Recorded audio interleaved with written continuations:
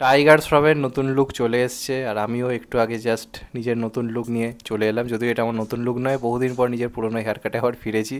চুল লম্বা করার চেষ্টা করছিলাম, বড় করার চেষ্টা করছিলাম, কিন্তু আমরা তো আর জিদ্দা দেবদা নই। প্রতি মাসে কত টাকাই আর কি ইনকাম করি যে চুল মেনটেন্স করবো। তো আস্তে আস্তে টাক পড়ে যাওয়ার ভয় চুলটা কেটেই ফেললাম। তো আবার নিজের পুরোনো লুকে কোথাও গিয়ে ফিরে এলাম। আমাদের জন্য ভাই, সাধারণ মধ্যবিত্তের জন্য স্টাইলিশ লুক বলতে এটাই ঠিক আছে। এর থেকে বেশি এক্সপেক্ট করা ভুল। মেনটেন করা খুব চাপ চুল, সত্যি কথা বলতে গেলে। তো যাই হোক, এখন কথা বলবো একটা পোস্টার নিয়ে। তো আমি এই মাত্র চুল কেটে বাড়ি ফিরে হোয়াটসঅ্যাপ খুললাম, অনেকে দেখলাম আমাকে মেসেজ করেছে, মেসেঞ্জারেও মেসেজ পাঠিয়েছি, তাড়াতাড়ি খোলো।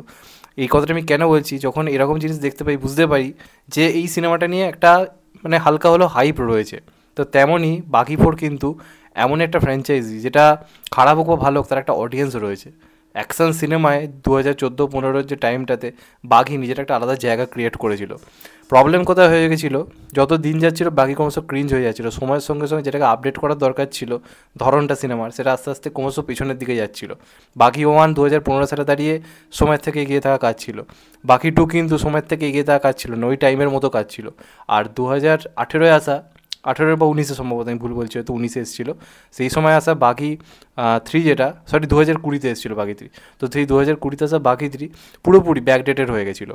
তো এখন টাইগার শ্রফ কিন্তু একজন ভালো অ্যাকশন হিরো, এটা আমি কখনোই অস্বীকার করবো না। টাইগার শ্রফের একটা প্রপার কামব্যাক দরকার ছিল। যে কাজগুলো করছিল ওগুলো পুরো ছাপড়ি বোনায় ভর্তি ছিল। কিন্তু আমি এটা বলেছিলাম, সিংঘম এখানে যেটুকু টাইম টাইগার শ্রফকে অ্যাক্টিং করার সুযোগ দিয়েছিল অ্যাজ অ্যান অ্যাকশন হিরো, ও কিন্তু ফাটিয়ে দিয়েছিল।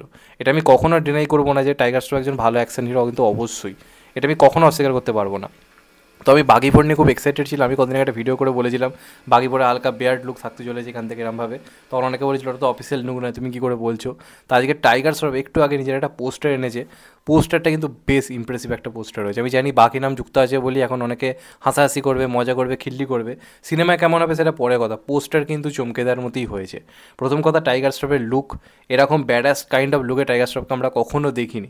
ছোটো চুলে দেখেছি, কিন্তু এটার যে লুকটা, পুরোপুরিটা ওয়াইল্ড ক্যারেক্টার যেন প্লে করছে। এবং এখানে লেখা, this time he is not the same.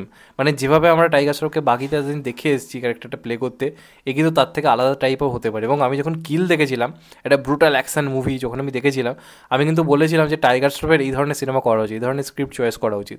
তো আই থিঙ্ক এইটা কিন্তু সেই সিনেমা যেটা বাঘি দিয়ে টাইগার শ্রফের কিন্তু একটা বলতে পারি ইন্ডাস্ট্রির একটা হিউজ একটা আগমন ঘটেছিল। বাঘই কিন্তু এখন টাইগার শ্রফকে একমাত্র বাঁচাতে পারে, আমি কথাটা বলেছিলাম। তো এইখানে টাইগার শ্রফের বডি দেখো, ড্রেস পাতিটা যে পড়ে আছে, সরাসরি রক্তাক্ত, হাতে একটা মদের বোতল, বাথরুমে কমোটে বসে রয়েছে, একজনকে মেরেছে ব্রুটালি এবং চারপাশে রক্তাক্ত হয়ে আছে দেওয়ালটা। তো পোস্টারটার যে ডিজাইনটা সেটা কিন্তু খুব সুন্দর হয়েছে। বাঘি ফোরের সঙ্গে সঙ্গে লেখাটার সঙ্গে সঙ্গে যেভাবে দেওয়ালটাকে ভেঙেছে করে ফোরটা করেছে, প্লাস রক্তাক্ত হয়ে আছে, এই যে জিনিসটার সঙ্গে যে পোস্টারটা করেছে, তোমরা হাসাহাসি করতে পারো, মজা করতে পারো, কিন্তু এটুকু বলতে পারি ভেতরে ভেতরে তোমরা বুঝতে পারছি পোস্টারটা সারপ্রাইজ ছিল। সত্যি কথা বলতে গেলে চমকপ্রদ পোস্টার হয়েছে, পোস্টারটা ভালো লাগছে। টাইগার শ্রফকে আমরা এরম পোস্টারই বারবার চেয়েছি। এবার সিনেমাটা ভালো হওয়া দরকার। যদি আজকের দিনের মতো যেরকম সবাই ভায়োলেন্স অ্যাকশন পছন্দ করছে, ভায়োলেন্ট হিরো পছন্দ করছে, যদি এইখানে টাইগার শ্রফকে সেইভাবে প্রেজেন্ট করা, এবং একটা ব্যাপার কি, এটার পরিচালক আলাদা, হার্টস, যদিও তার কাজ আমি একে দেখেছি বলে তো মনে পড়ছে না, তোমাদেরকে একটু চেনা হলে অবশ্যই জানিও। তো সেটার পরিচালক পাল্টেছে, তার মানে কিছু তো তারা নতুনত্ব আপডেট করার চেষ্টা করছে, যেটা 2025 সালের মতো বানানো যায়।